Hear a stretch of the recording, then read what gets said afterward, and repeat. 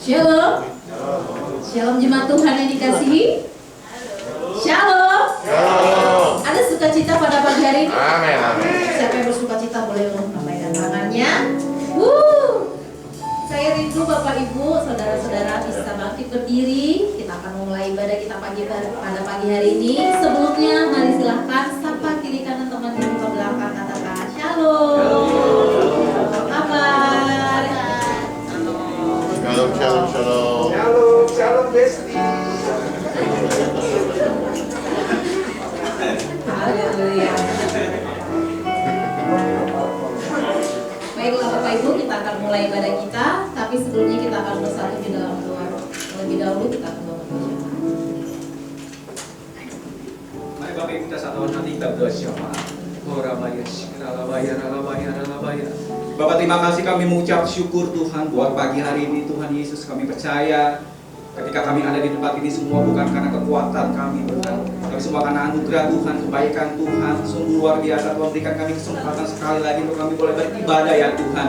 Dan biarlah pagi hari ini kami mau beribadah dengan sungguh-sungguh. Kami mau memuji Tuhan dengan sungguh-sungguh, dengan segenap hati kami menyembah-Mu ya Bapa, sehingga Engkau disenangkan ya Tuhan. Terima kasih Bapa.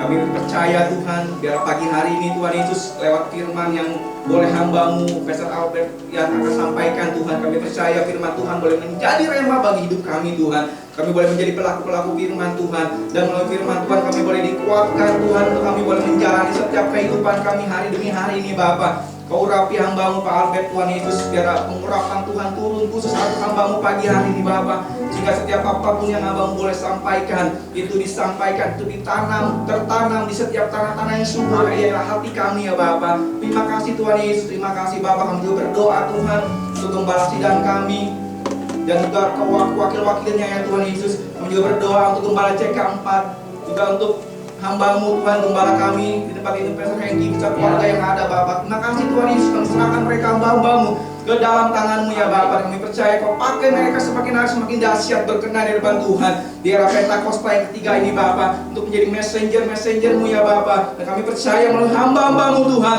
kami akan melihat satu pelayan yang besar Tuhan terjadi atas gereja-Mu ya Bapak, di bangsa kami ini Bapak. Terima kasih Bapak, dimanapun mereka hamba-Mu berada. Kami percaya Tuhan, biar perlindungan kuasa-Mu sempurna atas mereka ya Bapak. Di dalam setiap pelayanan mereka Tuhan, kami percaya Tuhan, biar mereka boleh berkenan di depan Tuhan, memiliki hati yang kudus, yang suci ya Bapak. Dan mereka boleh merendahkan diri mereka di depan Tuhan, bersatu hati dalam unity Tuhan, untuk menuai jiwa bersama-sama Bapak. Terima kasih Tuhan Yesus. Kami juga berdoa untuk bangsa kami yang kami cintai, untuk Indonesia Tuhan. Oh tidak berhenti kami berseru Tuhan Yesus. Kami minta belas kasih-Mu turun atas bangsa kami Indonesia ya Bapak. Kami berdoa pagi hari ini Bapak, anak-anak-Mu Tuhan. Kami minta ya Tuhan Yesus, kesejahteraan, keadilan ada di dalam bangsa kami ini Bapak. Kami berdoa Tuhan, dari Sabang sampai Merauke, setiap pulau-pulau yang ada, setiap kota-kota yang ada, desa-desa ya Tuhan Yesus, kami percaya ada lawatan Tuhan pagi hari ini melawat bangsa kami Bapak. Kami percaya di era Pentakosta-Mu yang ketiga Tuhan, Engkau akan mencurahkan Roh-Mu di atas bangsa kami Bapak. Dan kami percaya Tuhan, ada gelombang yang tinggi, yaitu gelombang penuaian ya Tuhan Yesus, yang melanda bangsa kami Bapak. Oh terima kasih Tuhan Yesus. Kami juga berdoa untuk Pilpres 2024 nanti Tuhan, pemilu Tuhan. Kami percaya Tuhan Yesus, keamanan Tuhan, Engkau yang menjagai bangsa kami. Dan dalam malaikat-malakat-Mu ya Tuhan berkemah atas bangsa kami ini Bapak. Kami percaya Tuhan Yesus, kedamaian Tuhan ada dalam bangsa kami ini Bapak. Kami juga berdoa untuk pemimpin bangsa kami, untuk Bapak Presiden kami, Wapres, Menteri yang ada Tuhan.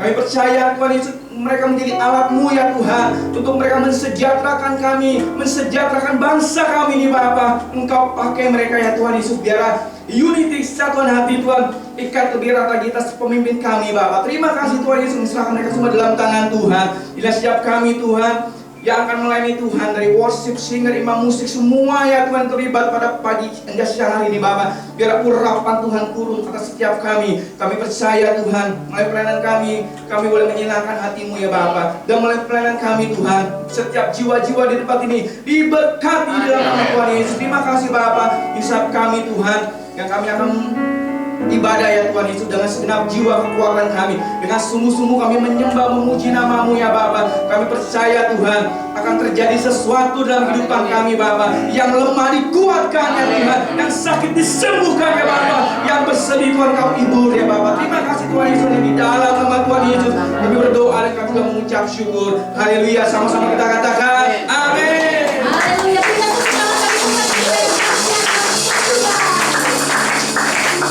bersuka-cita, kita akan bernyanyi, kita akan menari, kita akan melompat, bahkan kita akan menyembah Tuhan dalam roh dan kebenaran. Amin. Siap memuji Tuhan? Amin.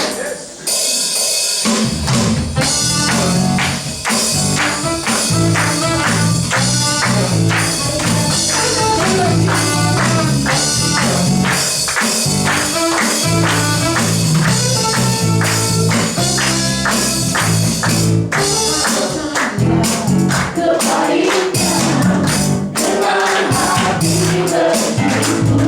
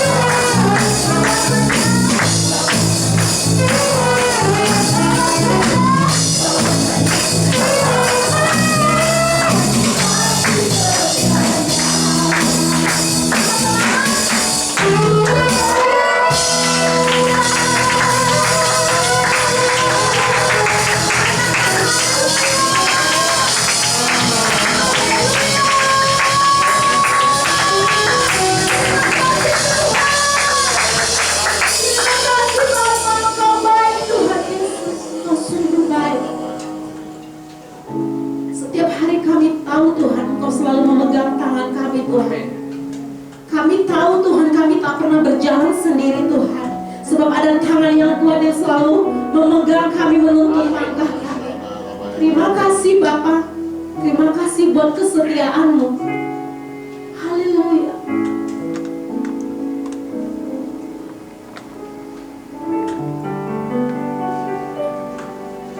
Kami tidak akan pernah takut lagi Tuhan. Kami tidak akan pernah gentar dan bimbang. Sebab Kau berserta dengan kami. Kau iman.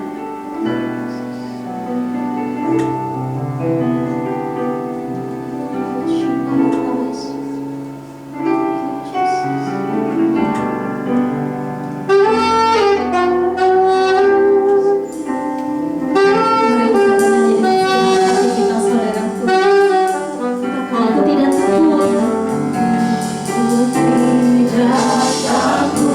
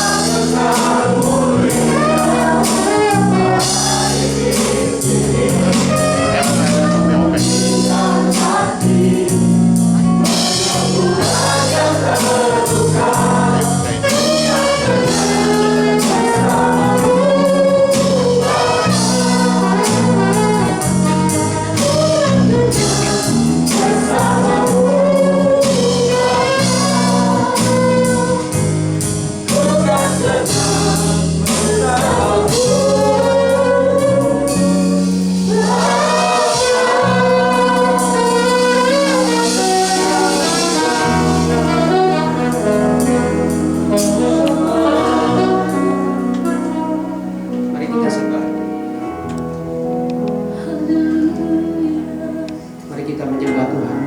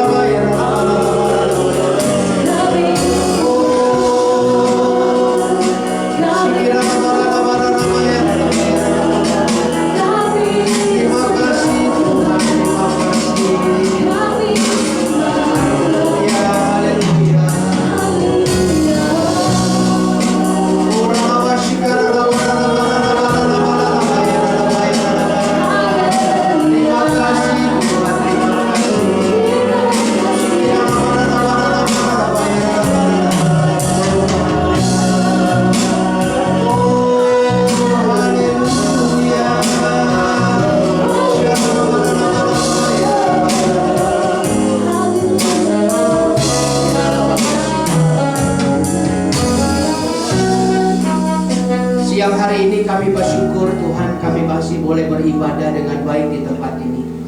Kami rindu lawatan Tuhan, kami rindu jamahan Tuhan dalam setiap hati kami.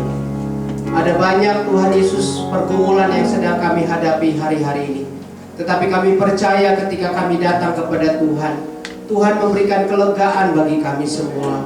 Tuhan memberikan kelepasan bagi kami semua. Yang sakit pada hari ini Tuhan sembuhkan di dalam nama Yesus.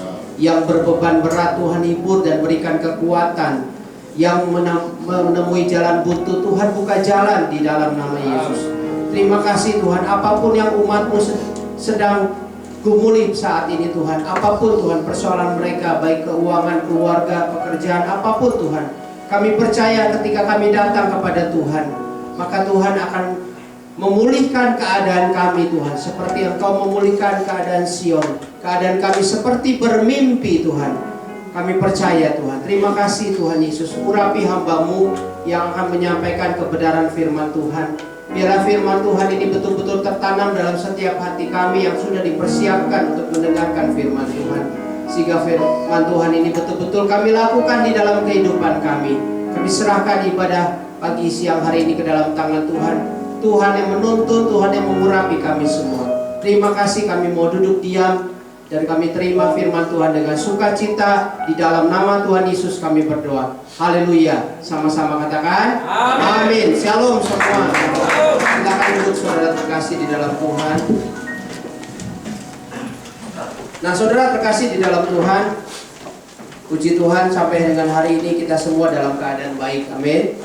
Nah pagi ini kita akan belajar tentang sebuah teladan cara hidup jemaat mula-mula. Nah saudara, tentunya kita sering sekali mendengar tentang Pentakosta yang ketiga ya. Tetapi berita itu jangan sampai terlewat begitu saja. Jadi berita Pentakosta yang ketiga itu betul-betul harus kita alami, katakan amin. Ya, bukan hanya sekedar slogan gereja, bukan hanya gaya-gayaan gereja, bukan hanya sekedar berita yang untuk memenuhi acara-acara gereja, bukan saudara. Ya, tetapi Pentakosta yang ketiga itu betul-betul harus kita alami di dalam kehidupan pribadi kita, di dalam keluarga, maupun bahkan di dalam kehidupan bangsa negara kita. Katakan amin.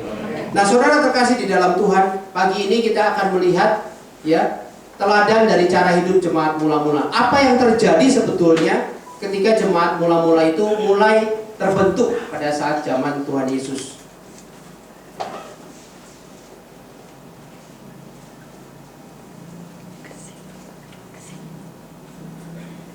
Ya, oke. Nah, kita akan melihat firman Tuhan di dalam Kisah Para Rasul pasal yang kedua, ayat 41 sampai 47. Ya, saya akan bacakan ayat 41. Orang-orang yang menerima perkataannya itu memberi diri dibaptis, dan pada hari itu jumlah mereka bertambah kira-kira 3.000 jiwa. Mereka bertekun dalam pengajaran rasul-rasul dan dalam persekutuan, dan mereka selalu berkumpul untuk memecahkan roti dan berdoa. Maka ketakutanlah mereka semua, sedang rasul-rasul itu mengadakan banyak mujizat dan tanda. Dan semua orang yang telah menjadi percaya itu tetap bersatu, dan segala kepunyaan mereka adalah kepunyaan bersama. 45. Dan selalu ada dari mereka yang menjual harta miliknya, lalu membagi-bagikannya kepada semua orang sesuai dengan keperluan masing-masing. Dengan bertekun dan dengan sehati mereka berkumpul tiap-tiap hari dalam bait Allah. Mereka memecahkan roti di rumah masing-masing secara bergilir dan makan bersama-sama dengan gembira dan dengan tulus hati. Ayat 47. Sambil memuji Allah, dan mereka disukai semua orang, dan tiap-tiap hari Tuhan menambahkan jumlah mereka dengan orang yang diselamatkan. Katakan amin.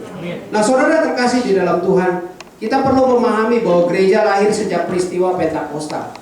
Ya, kira-kira hari ke-50 setelah Tuhan Yesus bangkit, ya.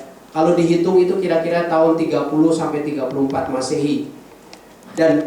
Dan peristiwa itu memang sudah lewat 2000 tahun yang lalu, saudara. Seolah-olah itu sudah tenggelam oleh zaman. Namun kehidupan gereja mula-mula tersebut harusnya masih relevan sampai hari ini. Katakan amin. Masih bisa menjadi semangat dan cerminan bagi kita bagaimana gereja mula-mula pada saat itu gaya hidupnya, cara hidupnya secara berjemaat itu bisa kita teladani sampai hari ini. Nah, jemaat mula-mula tersebut memang memiliki karakteristik Pentakostalisme, ya. Memang tidak kebetulan, saudara. Pentakostalisme pada saat itu terjadi pada saat ini ketika Gembala Sidang kita berkata bahwa kita memasuki era yang namanya Pentakosta yang ketiga. Model zaman karakteristik jemaat mula-mula yang Pentakostalisme itu adalah model kehidupan yang bisa menjadi contoh sampai dengan hari ini, ya. Sekali lagi, tidak kebetulan, ya, era Pentakosta ketiga itu tercurah di saat ini. Dan saya percaya Pentakosta ketiga itu akan melebihi kejadian di saat waktu pertama kali terjadi. Katakan amin. Oleh karena itu, saudara terkasih di dalam Tuhan, gereja saat ini harusnya meneladani karakteristik tersebut, ya. Supaya apa? Supaya kita betul-betul punya motivasi dan betul-betul kita alami Pentakosta yang ketiga itu. Kalau dikatakan gereja, kalau bicara gereja, saya tidak bicara tentang gedung, ya. Saya tidak bicara tentang gedung gereja. Gereja itu adalah kita semua pribadi. Gereja itu disebut eklesia, yaitu orang-orang yang dipanggil keluar dari gelap menuju kepada terang yang ajaib. Adalah orang-orang yang sudah mengalami perjumpaan pribadi dengan Tuhan, percaya kepada Tuhan Yesus, dan kita semua telah ditebus oleh Tuhan. Katakan amin. Jadi gereja itu adalah pribadi kita semua. Nah, mari kita melihat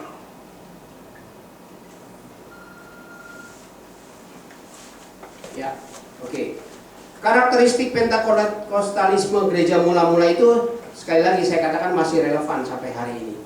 Itu menjadi sebuah spirit, semangat bagi kita, ya, supaya gereja di mana kita bertumbuh bersama-sama, kita betul-betul bertumbuh, ya, secara benar dan baik sesuai dengan kehendak Tuhan.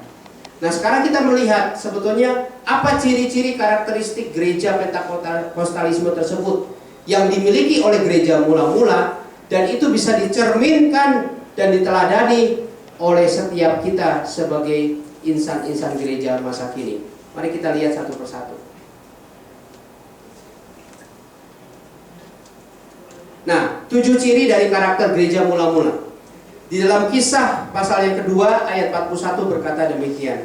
Orang-orang yang menerima perkataannya waktu itu Petrus berkhotbah, ya, itu memberi diri dibaptis. Dibaptis artinya bertobat.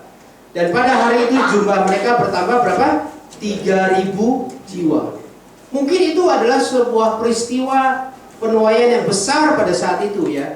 3.000 jiwa langsung percaya kepada Tuhan. Dan itu merupakan sebuah dampak pencurahan daripada Roh Kudus, ya, membawa keadaan yang betul-betul kesadaran orang akan dosa, ya, sehingga orang memberi diri dibaptis, mereka mau selamat, ya. Peristiwa ini sekali lagi betul-betul menjadi sebuah pertobatan yang luar biasa. Nah, apa yang menjadi cermin gereja masa kini? Waktu itu banyak orang bertobat. Ketika Petrus menyampaikan khotbah keselamatan, memberitakan Injil tentang Tuhan Yesus, mereka banyak disadarkan. Mereka banyak ditemplak dosa-dosa mereka, sehingga mereka memberi diri dibaptis. Mereka mau hidup di dalam keselamatan, ya. Sehingga orang-orang itu memberi diri baptis dan mereka mau bertobat, saudara. Jadi saudara terkasih di dalam Tuhan, apa ciri yang pertama? Ciri yang pertama itu mudah untuk bertobat, ya. Mudah untuk bertobat dari dosa dan sehingga mereka rindu untuk hidup benar. Nah, cerminan bagi kita bagaimana sekarang? Ya, kalau gereja mula-mula punya gaya hidup yang mudah bertobat. Orang kalau dikatakan bertobat pasti mikir emang dosa apa gitu. Orang mikir begitu, emang punya dosa apa? Setiap manusia, Alkitab katakan semua manusia berdosa dan upah dosa adalah maut, saudara. Ya, setiap kita harus punya gaya hidup seperti gereja mula-mula, mudah untuk bertobat, mudah mengkoreksi diri kita. Kenapa saya katakan demikian? Tadi ya, balik lagi. Saya salah pencet. Nah, satu lagi. Oke. Ya.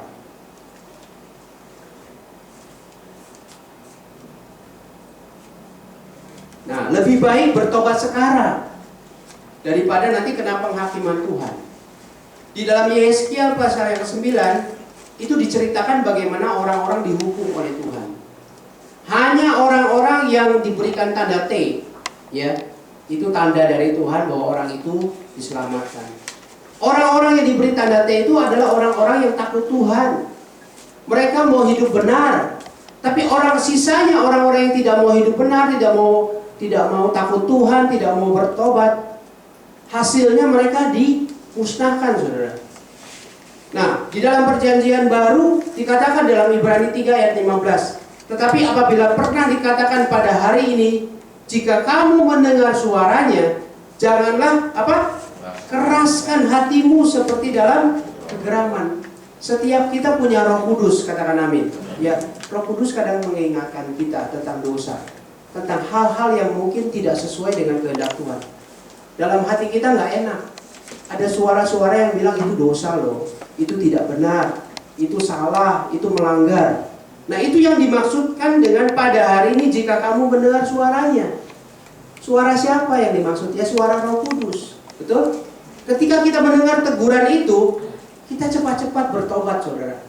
Karena itu menjadi sebuah model bahwa gereja mula-mula pun melakukan seperti itu. Waktu hidup di dalam dosa, ditegur oleh Tuhan, cepat-cepat bertobat, mudah untuk bertobat, ya. Nah, 1 Petrus 4 ayat 17 berkata demikian. Karena sekarang telah tiba saatnya penghakiman dimulai. Dan pada rumah Allah sendiri yang harus pertama-tama dihakimi. Artinya kita semua loh, sebagai rumah Tuhan, sebagai gereja Tuhan yang akan dihakimi dulu. Artinya yang akan mengalami sebuah peristiwa-peristiwa, mungkin ditegur, ya, mungkin dimurnikan. Penghakiman itu dimulai pada kita. Bagaimanakah kesudahan dengan mereka yang tidak percaya pada Injil Allah? Kalau urusan orang lain itu urusan lain. Yang penting kita yang sudah percaya sama Tuhan. Apakah kita mudah bertobat? Apakah ketika kita ditegur oleh Tuhan, ada suara-suara Roh Kudus yang memberitahu kita apakah kita bertobat, mudah bertobat. Tuhan tidak lalai menepati janjinya, ya. Jadi kita pikir itu biasa, nggak ada masalah. Firman Tuhan berkata Tuhan nggak lalai loh menepati janji. Sekalipun ada orang yang menanggapnya sebagai kelalaian, tetapi ia sabar terhadap kamu karena ia menghendaki apa? Supaya jangan ada yang binasa. Kasih Tuhan itu berlimpah betul, ya.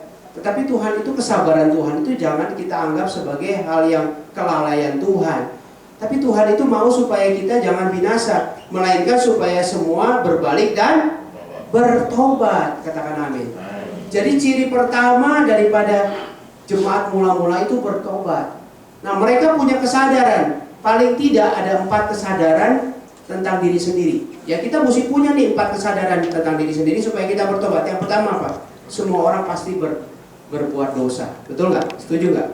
Upah dosa adalah maut. Roma 6:23 sudah menuliskan semua orang berbuat dosa. Jadi nggak ada yang bilang aku kebal dosa, nggak ada. Itu nggak ada, ya. Dan kalau berdosa itu upahnya maut. Lalu yang kedua, kesadarannya adalah manusia tidak dapat menyelamatkan dirinya sendiri. Betul nggak? Ya kan? Titus 3 ayat 5. Dengan perbuatan baik, dengan amal ibadah, nggak mungkin. Kita tuh seperti pakaian kotor, ya, nggak bisa bersih kalau tidak dibersihkan oleh darah Tuhan. Katakan amin. Ya. Jadi yang kedua itu, kita tuh nggak bisa nyelamatin diri sendiri, nggak bisa. Kita perlu pertobatan, percaya sama Tuhan Yesus. Yang ketiga, kesadaran tentang keselamatan hanya melalui Tuhan Yesus. Katakan amin. Kisah 4 ayat 12. Di bawah kolong langit tidak ada nama lain yang oleh karena nama itu kita diselamatkan. Nama siapa? Tuhan Yesus. Jadi kalau ada orang yang bilang ada keselamatan, jalan keselamatan yang lain, nggak ada, saudara. Alkitab sudah bilang, jalan keselamatan cuma di dalam Tuhan Yesus. Ya. Dan yang keempat, saudara, kesadaran tentang diri sendiri soal apa? Bertobat dan terima Tuhan Yesus. Itu penting. Itu tolak ukur pertama kehidupan kita yang baru. Ya, kalau ada di antara saudara yang belum dibaptis juga dibaptis. Kenapa? Karena jemaat mula-mula juga memberi diri mereka dibaptis. Itu tanda pertobatan. Tanda kita bertobat, kita percaya Tuhan Yesus, setelah itu kita dibaptis. Ya, mungkin ada orang yang percaya Tuhan udah lama tapi nggak dibaptis. Ah, ngapain sih dibaptis? Kita perlu memberi diri kita untuk dibaptis supaya itu menjadi sebuah tanda pertobatan. Nah, selanjutnya, ya, yang kedua, apa yang menjadi ciri daripada gereja mula-mula pada saat itu? Yang kedua, dalam Kisah pasal yang kedua ayat 42 berkata demikian. Mereka bertekun dalam pengajaran rasul-rasul dan dalam persekutuan, dan mereka selalu berkumpul untuk memecahkan roti dan berdoa. Yang kedua, saudara, ciri daripada jemaat mula-mula itu selalu ingin belajar. Katakan belajar. Ya, ada orang malas untuk belajar. Padahal pembelajaran itu membuat kita menjadi lebih banyak tahu, lebih banyak mengerti. Bertumbuh dalam pengajaran dan dalam persekutuan, bersama-sama memecahkan roti dan berdoa. Nah, saudara terkasih di dalam Tuhan, di gereja kita itu ada satu wadah, ada satu fasilitas yang namanya KOM. Ya.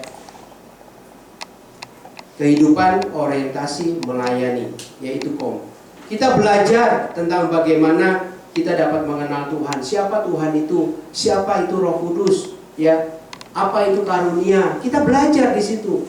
Ya, bagi saudara yang belum atau rindu untuk belajar lebih banyak mengenal firman Tuhan, ikut KOM, saudara. Ada wadahnya gratis. Saudara cuma membeli buku saja.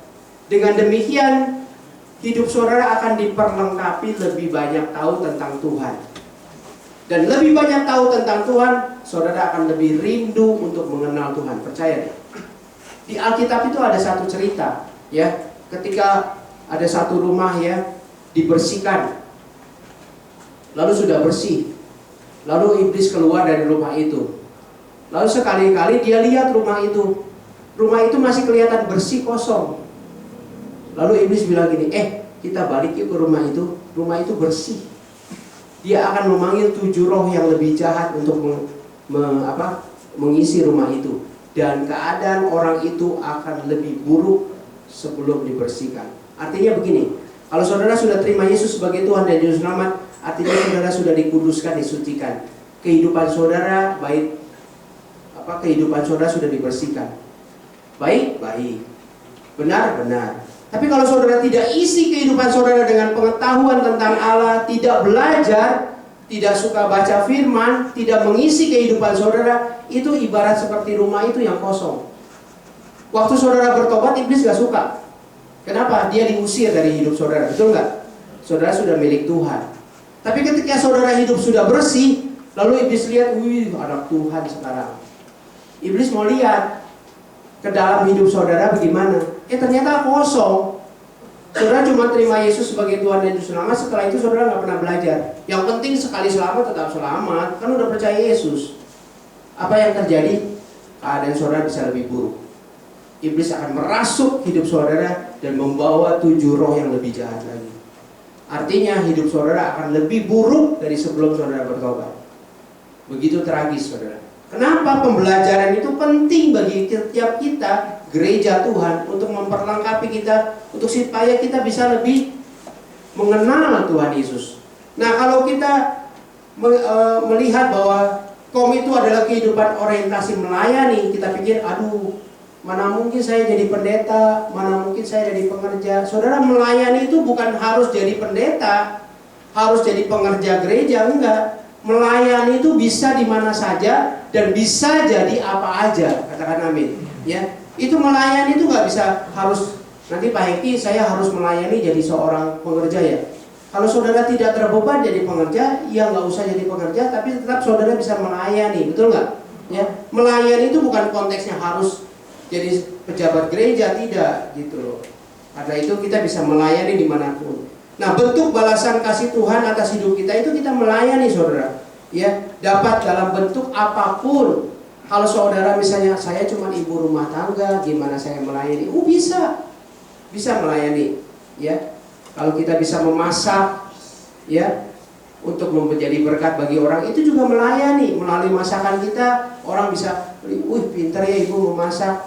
Itu bisa memuliakan Tuhan loh. Iya, saya memasak, sebelum masak saya berdoa, saya minta Tuhan urapi saya diberikan kemampuan untuk memasak. Akhirnya masakan saudara bisa enak, ya kan? Itu bisa memberkati orang, betul nggak? Kita bisa tetap melayani. Oke, selanjutnya kita akan melihat ciri yang ketiga. Kisah 2 ayat 43. Maka ketakutanlah mereka semua, sedang rasul-rasul itu mengadakan banyak mujizat dan tanda. Nah, saudara terkasih di dalam Tuhan, di dalam gereja mula-mula itu disertai dengan tanda-tanda heran dan mujizat. Ya, gereja sudah seharusnya menyatakan kemuliaan Tuhan supaya gereja menjadi dampak bagi sekitar, ya, supaya jiwa-jiwa percaya. Saudara bisa mendoakan orang itu sembuh, ada mujizat Tuhan. Saudara bisa mendoakan orang itu yang tadinya beban berat sehingga mereka bisa mengalami kelepasan, itu mujizat. Mujizat itu memang disertai dengan karunia-karunia yang Tuhan berikan kepada kita semua sebagai gereja Tuhan, ya. Gereja harusnya disertai dengan tanda-tanda dan heran dan mujizat. Sehingga ini bukan sesuatu yang mustahil buat kita, ya. Kalau kita sebagai orang percaya, firman Tuhan mengatakan tanda-tanda ini akan menyertai orang percaya. Ya, setiap kita punya kuasa, punya otoritas diberikan oleh Tuhan. Kita menumpangkan tangan atas orang sakit dan orang itu sembuh. Kita akan mengadakan banyak tanda-tanda mujizat. Kita sebagai gereja Tuhan harusnya disertai dengan tanda-tanda dan mujizat. Nah, tentunya aplikasi bagi gereja saat ini adalah bagaimana kita dapat ikut dalam bagian menyelesaikan amanat agung. Ya, waktu kita mendoakan orang itu mungkin belum percaya, saudara. Tapi waktu kita doakan, kita berikan perkataan firman Tuhan dan dia sembuh, dia lama-lama menjadi percaya kepada Tuhan, betul nggak? Ya, itu menjadi salah satu penyelesaian daripada amanat agung Tuhan Yesus. Nah, coba kita lihat the Great Commission di dalam Matius 28 ayat 19-20. Karena itu pergilah, jadikanlah semua bangsa muridku dan baptislah mereka dalam nama Bapa dan Anak dan Roh Kudus. Ayat 20, dan ajarlah mereka melakukan segala sesuatu yang kuperintahkan kepadamu, dan ketahuilah aku menyertai kamu senantiasa sampai kepada akhir zaman. Kita disertai Tuhan sampai akhir zaman dengan kuasa dan tanda-tanda. Nah, bagaimana kalau kita pikir kita nggak bisa menginjil, ngomong aja susah gitu loh, apalagi menginjil? Kita nggak perlu putus asa, saudara, sebab kita bisa tetap melakukan amanat agung dengan cara apa? Ya, hidup kita, saudara. Hidup kita menjadi sebuah surat terbuka. Orang akan lihat kita. Siapa tuh itu yang suka ke gereja? Gereja mana? GBI Pademangan. Oh, hidupnya kayak begitu misalnya, ya. Tapi kalau orang bilang, "Wih, hebat nih orang," ya. Banyak melakukan kasih, banyak melakukan firman. Orang akan lihat siapa kita, betul nggak? Ya kan? Orang akan lihat siapa kita. Kita itu seperti surat terbuka, ya kan? Dan kita diberikan kuasa oleh Tuhan. Kisah 1 ayat 8. Tetapi kamu akan menerima kuasa kalau Roh Kudus turun atas kamu. Bukankah kita semua terima Roh Kudus? Amin. Dan kita sudah terima kuasa. Seperti tadi yang saya katakan, ketika kita menumpangkan tangan atas orang sakit, orang itu sembuh, ada kuasa yang mengalir. Disitulah kita bisa terlibat di dalam penyelesaian amanat agung. Oke, yang keempat kita lihat. Apa ciri-ciri daripada gereja mula-mula yang keempat? Unity, katakan unity. Tidak ada perpecahan. Kisah 2 ayat 44 berkata demikian. Dan semua orang yang telah menjadi percaya tetap bersatu, dan segala kepunyaan mereka adalah kepunyaan bersama. Ya, jemaat mula-mula benar-benar menjaga kesatuan. Kesatuan mereka menjadi sebuah otoritas. Ya, kalau nggak ada kesatuan nggak ada otoritas. Contohnya suami istri. Suaminya bilang iya, istrinya bilang enggak. Itu nggak ada otoritas. Demikian jemaat. Jemaat kalau tidak bersatu tidak ada otoritas. Contoh, ada satu orang datang ke gereja ini, jemaat baru, ya. Dia mungkin lagi mengalami masalah yang berat. Tapi karena jemaat yang sudah lama yang biasa beribadah di tempat ini bersatu, ya, akhirnya jemaat bersama-sama mendoakan orang ini. Terjadi mujizat. Kenapa? Karena ada kesatuan, ya. Kisah 2:47 berkata, tiap-tiap hari Tuhan menambahkan jumlah mereka dengan orang yang diselamatkan. Bagaimana ini bisa terjadi? Ini bisa terjadi oleh karena apa? Unity. Jadi ke gereja itu bukan sekedar lulu gua enggak. Di dalam satu ibadah persekutuan ini ada sebuah yang namanya unity. Ada satu anggota jemaat yang susah, ada satu orang jemaat yang mungkin lagi sedang mengalami penderitaan. Kita bersama-sama merasakan dan kita mendukung, entah itu mendoakan, itu memberikan support apapun, sehingga orang itu bukan lari dari gereja ini, tetapi bertumbuh di gereja ini, betah di gereja ini. Mereka merasa bahwa inilah rumah mereka bersama-sama. Karena itu unity itu sangat penting, saudara. Seperti apa yang dikatakan di dalam Mazmur 133. Sungguh alangkah baiknya dan indahnya apabila saudara-saudara diam bersama dengan rukun. Di dalam bahasa Yunaninya itu, Ibraninya itu yakat. Yakat itu union, satu kesatuan, sepakat, persekutuan. Ya, seperti minyak yang baik di atas kepala meleleh ke janggut, yang meleleh ke janggut Harun dan ke leher jubahnya. Seperti embun gunung Hermon yang turun ke atas gunung-gunung Sion, sebab kesanalah Tuhan memerintahkan berkat kehidupan untuk selama-lamanya. Jadi kalau kita punya kesepakatan, kita punya unity, maka selalu ada berkat yang mengalir dari Tuhan, katakan amin. Ya. Jadi kita datang ke gereja, apalagi komunitas ini tidak terlalu banyak, lebih mudah untuk satu sama lain saling kenal dan bersekutu bersama-sama bersehati. Oke, selanjutnya.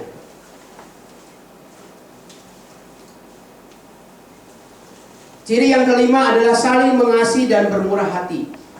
Kisah 2 ayat 45. Dan selalu ada dari mereka yang menjual harta miliknya, lalu membagi-bagikannya kepada semua orang sesuai dengan keperluan masing-masing. Nah, saudara terkasih di dalam Tuhan, kita percaya jemaat mula-mula hidup dari kasih, betul? Kalau tidak ada kasih, tidak mungkin, ya. Artinya mereka menjual harta miliknya itu artinya mereka peduli dengan orang lain, kesusahan orang lain. Ya, yang menjadi dasar kehidupan gereja mula-mula adalah kasih.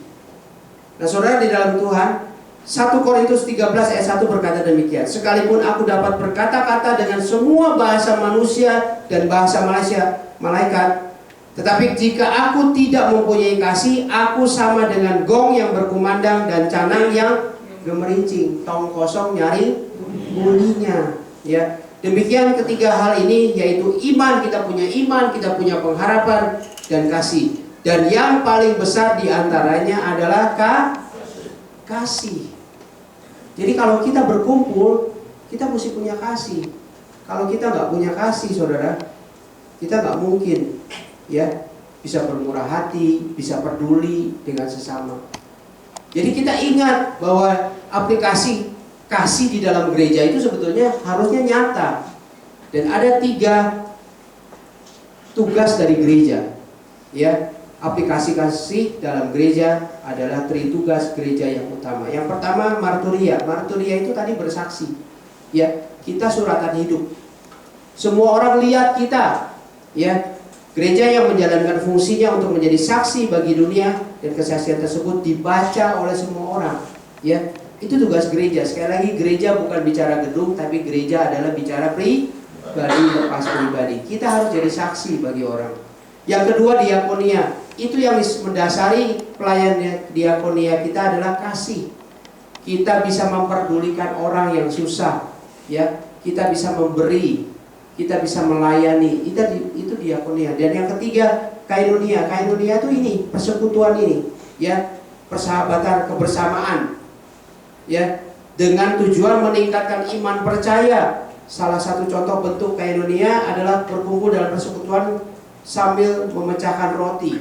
Nah, sebulan sekali di tempat ini kita ada yang namanya perjamuan kudus.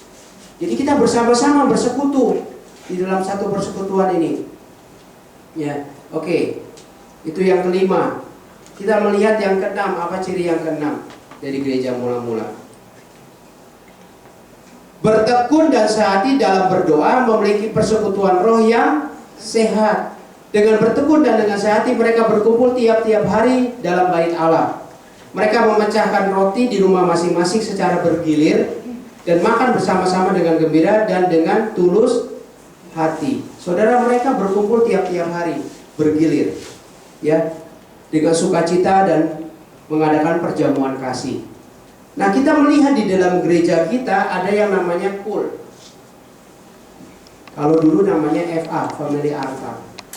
Nah, ternyata gereja kita sudah menerapkan yang namanya bertekun dan sehati dalam berdoa dan memiliki persekutuan roh yang sehat. Jadi KUL itu salah satu wadah di gereja ini yang bisa dipakai oleh kita sebagai persekutuan. Ya, kita akan melihat bagaimana kehidupan kelompok sel atau KUL itu. Kelompok sel adalah sebuah wadah terkecil dari sebuah gereja lokal yang menjadikan setiap anggotanya menjadi bagian dari sebuah keluarga rohani. Di dalam KUL itu apa yang dilakukan? Ya, kita bisa sharing, betul nggak?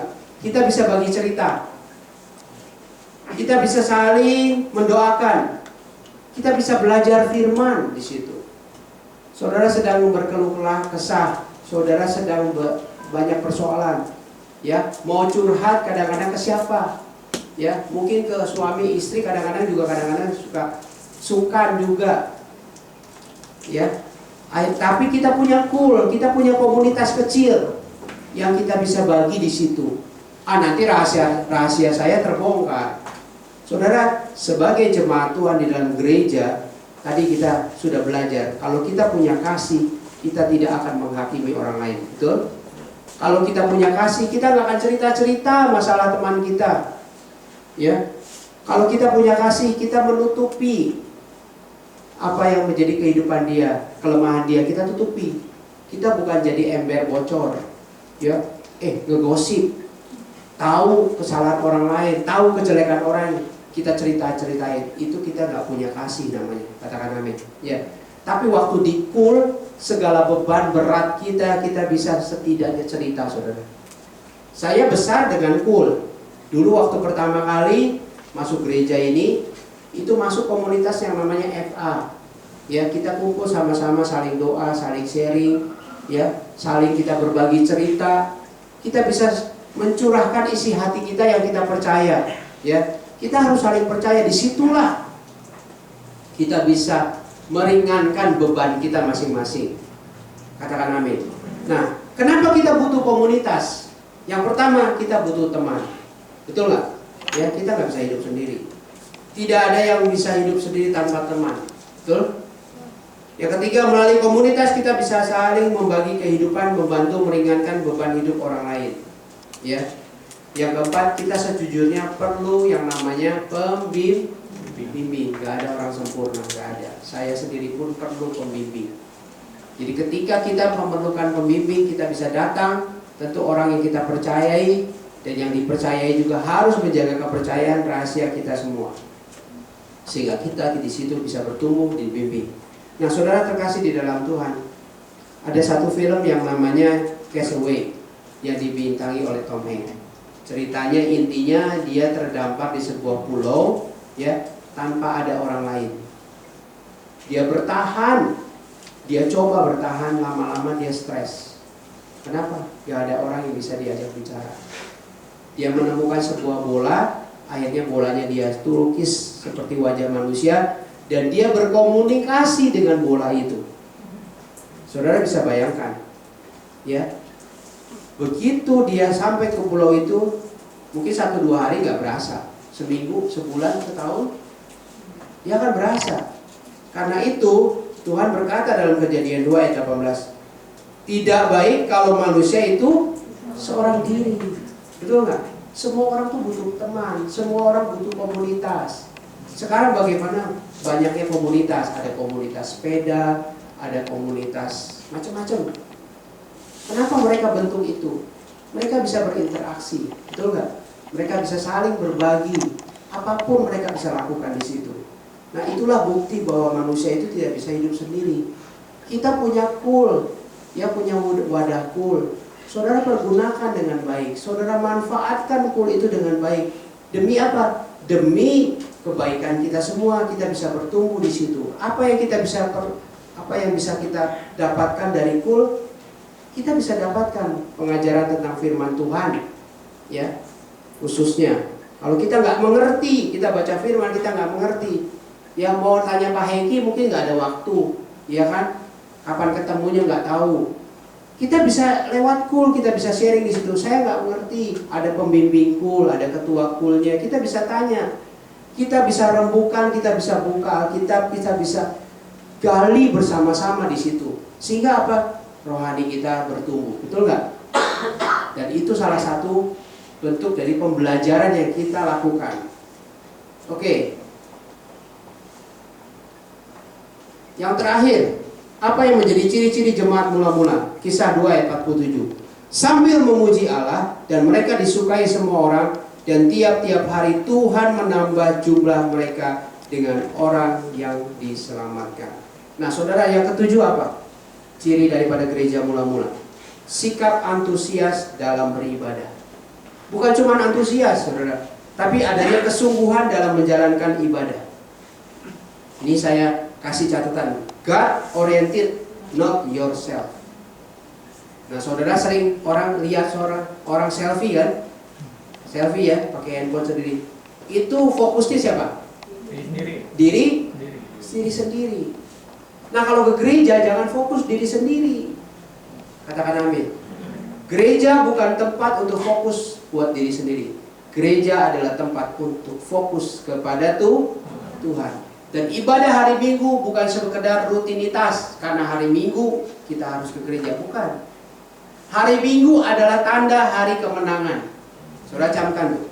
Kenapa hari kemenangan? Karena hari Minggu dirayakan sebagai hari kebangkitan Tuhan. Kebangkitan Tuhan pasti hari Minggu. 3 hari sejak kematian. Hari Jumat meninggal, hari Sabtu, dan hari Minggu itu hari ketiga. Artinya ibadah itu disebut ibadah raya atau celebration, merayakan kebangkitan Tuhan. Itu maknanya. Kita datang ke gereja, kita mengucap syukur karena kemenangan Tuhan. Kita datang ke gereja, kita fokus sama Tuhan, God oriented, bukan diri sendiri. Aku datang ke gereja cari jodoh. Aku datang ke gereja supaya diberkati. Aku datang ke gereja ya supaya ngisi waktu. Enggak, saudara. Kita mesti seperti jemaat mula-mula, sikap antusias dalam beribadah karena mereka mencari Tuhan. Jadi ibadah hari Minggu itu betul-betul menjadi suatu perayaan kemenangan bahwa Yesus bangkit dari mati. Katakan amin. Nah, saudara terkasih di dalam Tuhan,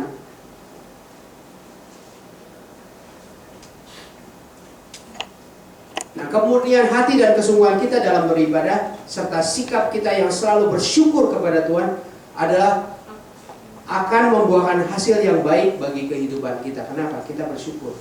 Ya, kita bersyukur atas kebangkitan Tuhan, kita bersyukur atas kemenangan Tuhan. Dan yang beberapa hal yang kita perlu syukuri dengan alasan yang pertama, kita masih bisa diberi kesempatan untuk datang ke gereja dan beribadah dengan baik. Kita bersyukur nggak? Ada banyak mungkin tempat-tempat atau negara-negara yang tidak mengizinkan orang beribadah. Kita masih bersyukur. Karena itu kita doakan negeri kita, doakan bangsa kita, doakan tahun 2024 Tuhan memilih seorang pengganti presiden kita yang takut akan Tuhan. Amin. Itu doakan dalam setiap doa pribadi saudara tiap pagi. Doakan, saya tiap pagi doakan Tuhan supaya Tuhan pilih orang yang penuh dengan integritas, penuh dengan toleransi, ya, orang yang takut akan Tuhan. Itu penting. Kenapa? Buat kelangsungan supaya kita masih bisa beribadah dengan baik. Yang kedua, sampai hari ini Tuhan masih pelihara kehidupan kita selama kita masa pandemi sampai hari ini. Betul? Walaupun pandemi itu belum tuntas bebas dari pandemi, tapi saudara camkan, sampai hari ini kita masih diberikan kesempatan untuk hidup. Ada berapa banyak saudara, rekan, ya, keluarga yang mendahului kita? Berapa banyak? Tapi kalau kita masih hidup sampai sekarang, itu anugerah yang luar biasa. Kita perlu bersyukur, katakan amin. Dan yang ketiga, kita masih diberikan kesempatan untuk bisa melakukan amanat agung dengan kesaksian hidup kita. Ya, kita menjadi garam dan terang, itu masih diberikan kesempatan. Kalau Tuhan belum panggil kita, itu berarti Tuhan masih berikan tugas buat kita supaya kita bisa jadi garam dan terang bagi orang lain. Saya selalu berdoa, berkati saya Tuhan supaya saya jadi berkat, bukan berkatnya buat sendiri. Kalau saudara lihat kolam yang ada ikannya, kalau kolam itu tidak ada aliran airnya, ya cuma terima airnya doang, percaya deh, kolam itu akan hijau pekat. Kalau nggak hitam pekat, kenapa? Airnya tidak pernah mengalir. Berkatnya cuma diterima tanpa pernah mengalirkan. Sehat nggak ikannya? Nggak sehat. Lama-lama mati. Jadi semua hal tersebut patut kita syukuri lewat ibadah kita yang sungguh-sungguh di hadapan Tuhan. Jadi ke gereja itu bukan myself, tapi Tuhan. Katakan amin.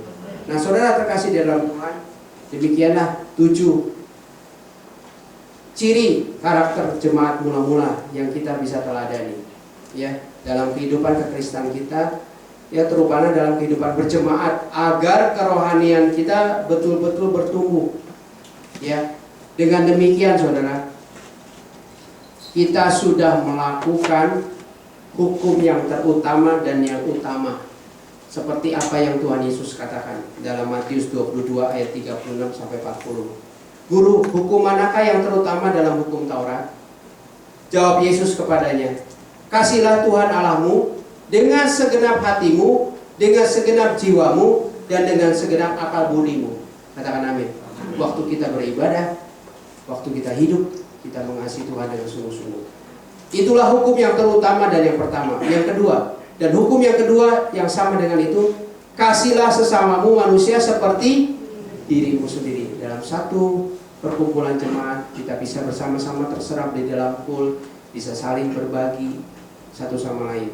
Pada kedua hukum inilah tergantung seluruh hukum Taurat dan kitab para nabi. Nah, saudara terkasih di dalam Tuhan, sebagai informasi, hukum Taurat yang tertulis di dalam Alkitab itu memang ada 10. Tapi para rabi-rabi Yahudi itu menuliskan banyak hukum yang harus dipatuhi oleh bangsa Yahudi pada saat itu, sampai berjumlah 600 hukum lebih. Dan mereka harus melakukan itu semua. Satu hukum tidak bisa dilakukan, tidak bisa dipenuhi, itu akan gugur semuanya. Saudara sudah melakukan misalnya 599 hukum dari 600 hukum. Satu saudara nggak lakukan, berarti ke 459 itu, 599 itu gugur, saudara. Saudara bisa bayangkan begitu beratnya hukum Taurat. Tapi Tuhan Yesus cuma memberikan 2 hukum. Hukum apa? Hukum ini. Kasihlah Tuhan Allahmu dengan segenap hatimu. Kalau kita mengasihi Tuhan, kira-kira kita berbuat dosa nggak? Enggak. Yang kedua, kasihlah sesamamu seperti dirimu sendiri. Kalau kita mengikuti hukum ini, kita jahat nggak sama orang? Dan ayat selanjutnya dikatakan, pada kedua hukum inilah tergantung seluruh hukum Taurat. Marilah kepadaku yang letih lesu dan berbeban berat, aku akan memberikan kelegaan kepadamu, sebab kuk yang kupasang adalah ringan. Ini 2 hukum ini. Jadi seluruh hukum Taurat ini tergantung daripada dua hukum ini. Kalau kita mengasihi Tuhan dengan segenap hati, kita akan datang beribadah dengan baik dan benar sesuai dengan kehendak Tuhan. Betul? Kalau kita mengasihi sesama kita akan berkumpul bersama-sama, saling berbagi, saling cerita, saling mendoakan, dan kita belajar firman Tuhan. Tuhan Yesus memberkati. Mari kita bangkit berdiri.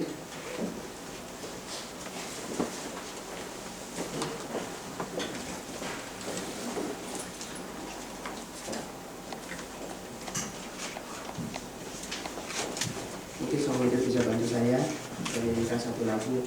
Bapa, mempersembahkan hidup.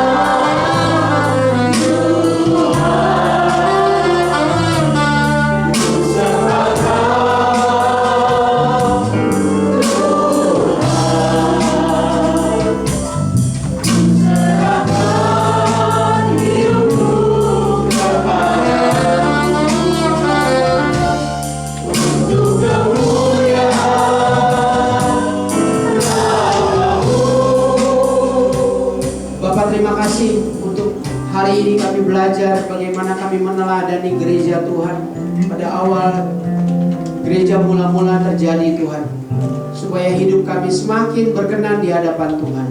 Berkati umat-Mu yang datang pada hari ini, mereka yang berbeban berat, mereka yang sedang bergumul mungkin dalam hal ekonomi ataupun keluarga.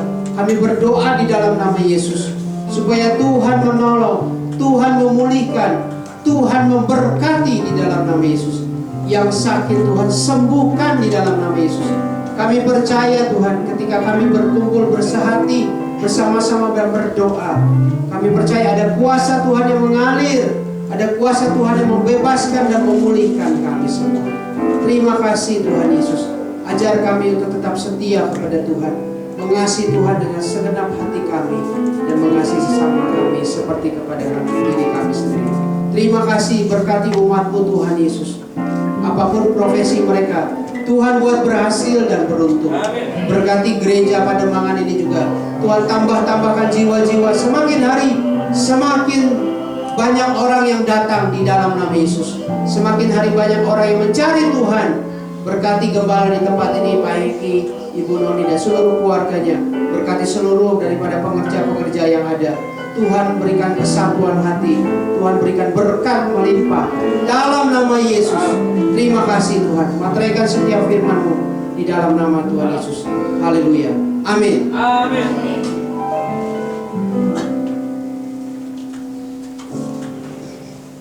Silakan duduk. Ku sembahkan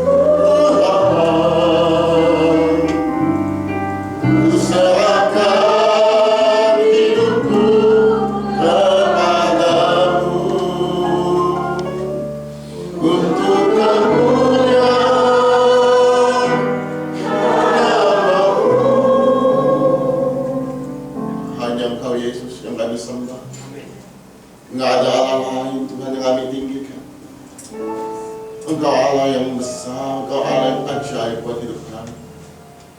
Ya, kami boleh menangkap pesan Tuhan. Untuk kami boleh menjadi jemaat-jemaat yang mula-mula. Kehidupan kekristenan kami bukan seperti rutinitas kebiasaan, tetapi kehidupan kekristenan kami, kehidupan kekristenan yang berdampak dan menyenangkan hati Tuhan, sehingga kami semua boleh menyelesaikan amanat agung Tuhan Yesus. Maka setiap firman yang boleh disampaikan menjadi kekuatan, menjadi rema atas setiap kami. Terima kasih Bapa, terima kasih Tuhan Yesus. Biar setiap apa yang boleh disampaikan jadi kekuatan atas setiap kami. Terpuji Engkau Allah kami kekal selamanya. Haleluya, haleluya. Sama-sama kita katakan amin, amin, amin, amin. Ya, sekali lagi terima kasih buat Pak Agatus yang sudah menyampaikan firman Tuhan. Satu firman yang dasar yang mengingatkan kita kembali kepada gereja yang mula-mula, bagaimana kita hidup di dalam kasih, bagaimana kita menjadi terang. Ya, saya catat di sini ada beberapa hal yang tadi disampaikan, ada 7 ya, untuk kita hidup di dalam pertobatan. Ya, saya nggak bisa lagi Tuhan Tuhan. Soal waktu ini masih banyak, belum jam buka puasa mereka. Ya, jadi pertobatan, bagaimana ini sesuai yang kalau kita lihat urutannya ini sesuai dengan apa yang kita dengar beberapa minggu berturut-turut ya. Ya, mengenai reward and punishment, ya, artinya apa bertobat tadi disampaikan ya. Kalau enggak, murka Tuhan akan turun atas setiap kita, atas orang-orang yang bertobat. Tapi saya percaya kita semua adalah orang-orang yang bertobat. Amin, saudara. Dan kita mau tanggalkan setiap yang bukan dari Tuhan, tapi kita mau hidup semakin hari semakin indah, semakin hari semakin disempurnakan di dalam setiap kehidupan kita, dan melalui hidup kita nama Tuhan dipermuliakan. Kita menjadi berkat bagi banyak orang. Nggak susah menjadi berkat. Kemarin saya makan di sebuah restoran. Lagi duduk saya makan sama istri saya, sama anak saya. Lalu di sebelah saya ada satu keluarga. Ya mungkin saya juga nggak tahu namanya, ada seorang tua ya, usianya ternyata memang udah 80 lebih.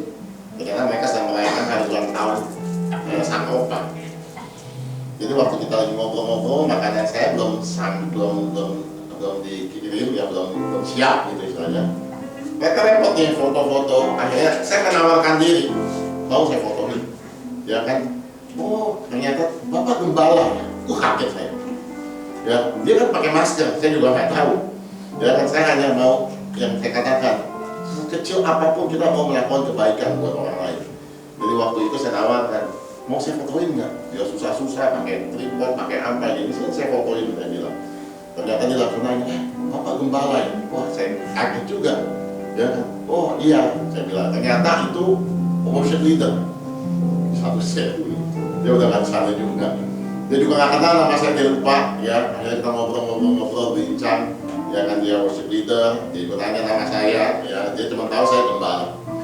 Nah itulah yang harus kita lakukan. Ya, seringkali hal-hal kecil, hanya sekedar ngobrolin orang, hanya sekedar ya bukain pintu orang mungkin di mall, di restoran dan lain sebagainya. Tapi kita menjadi berkat bagi banyak orang, dan melalui itu nama Tuhan dipermuliakan. Dan percaya bukan hanya saya aja sebagai gembala, tapi kita semua.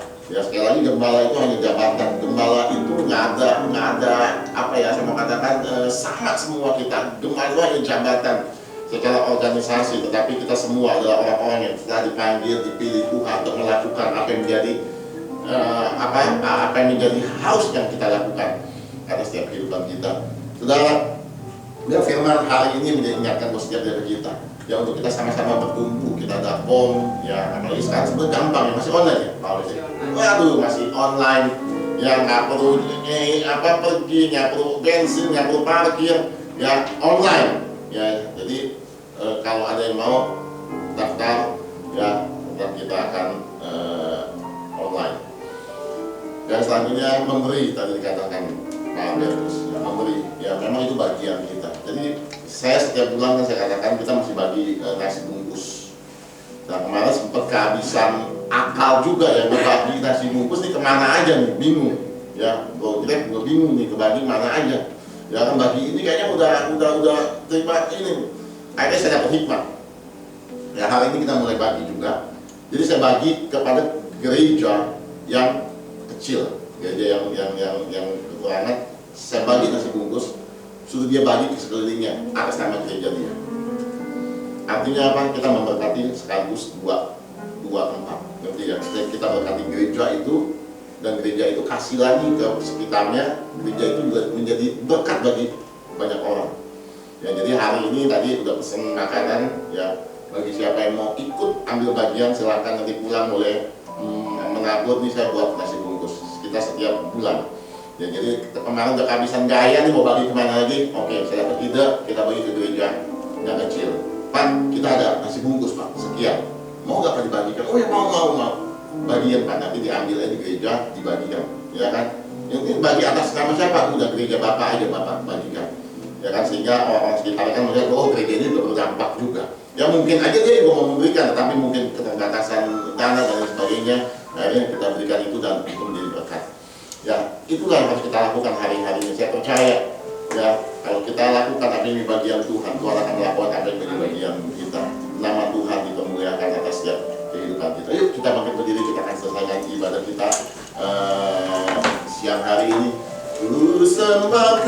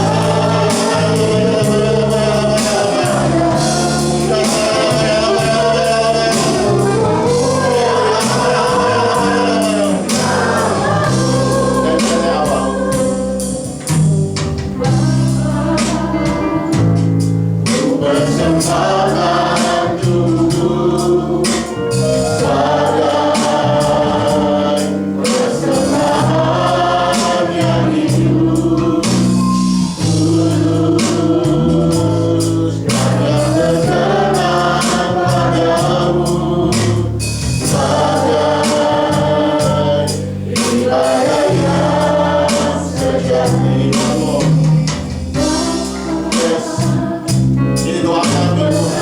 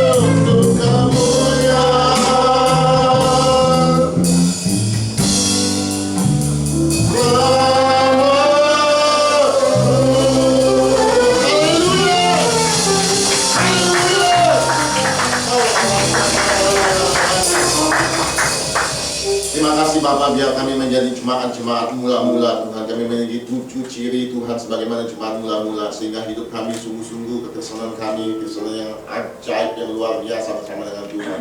Berkati hamba-Mu Pak Albertus Tuhan, dimanapun hamba-Mu melayani Tuhan.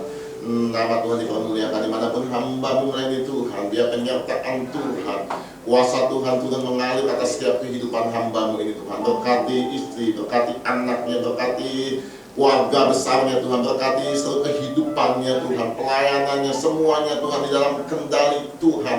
Engkau Allah yang berjalan bersama dengan dia Tuhan, dan kami akan melihat penyertaan Tuhan sempurna atas kehidupan keluarganya. Berikan kesehatan, kekuatan yang daripada Tuhan, penyertaan Tuhan sempurna atas kehidupan hamba-Mu ini Bapa. Terima kasih buat setiap firman yang disampaikan, mengingatkan buat setiap kami untuk terus kami lakukan atas setiap kehidupan kami hari lepas hari. Terima kasih Bapak. Sementara kami akan berpisah, kami akan memberikan persembahan Tuhan. Kami boleh angkat persembahan kami.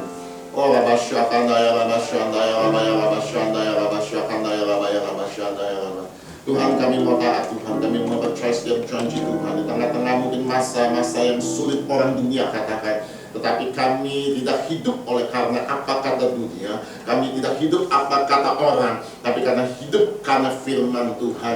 Firman Tuhan berkata, barang siapa menabur, kami akan menuai berlipat-lipat kali ganda. Dengan iman, dengan pengertian yang baik, kami boleh menabur, dan kami percaya ini bukan sekedar uang, tetapi benih yang kami tabur Tuhan, dan benih itu akan bertumbuh, berakar dan berbuah-buah lebat di dalam nama Yesus Tuhan. Kami tidak akan pernah meminjam-minjam, kami tidak akan pernah meminta-minta, karena Jehovah Jireh yang terus mencukupi, bahkan melimpah ruahkan atas setiap kehidupan kami, sehingga hidup kami menjadi berkat bagi banyak orang. Sucikan, kuduskan setiap persembahan yang kami boleh berikan untuk kemuliaan nama Tuhan. Terima kasih Bapa. Kami akan berpisah ke rumah kami masing-masing, serta dalam perjalanan kami tibakan dengan tidak kekurangan suatu apapun. Kau menyertai kami sepanjang hari lepas hari sampai minggu depan kami boleh kembali berkumpul di tempat ini.